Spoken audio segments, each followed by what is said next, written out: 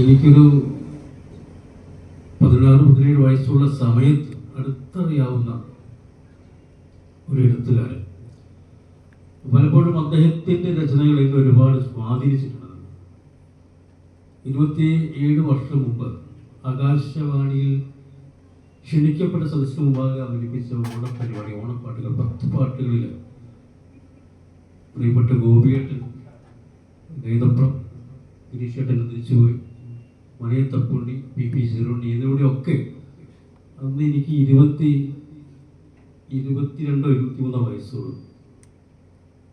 ആ സമയത്ത് അവരോടൊപ്പം എനിക്ക് പാട്ട് എഴുതാൻ കഴിഞ്ഞു. അതൊരു മഹാഭാഗ്യമാണ്. ഗോപിയേട്ടൻ്റെ പാട്ടുകളൊക്കെ അന്നും എന്നെ ഒരുപാട് സ്വാധീനിച്ചു.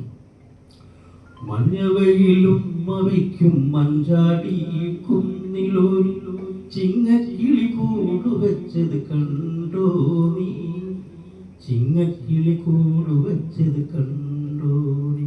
ഇത്തരം മഹാനുഭാവരായ എഴുത്തുകാരാണ് എന്നെപ്പോലുള്ള എളിയ പാട്ടെഴുത്തുകാരെ സ്വാധീനിച്ചിട്ടുള്ളത്.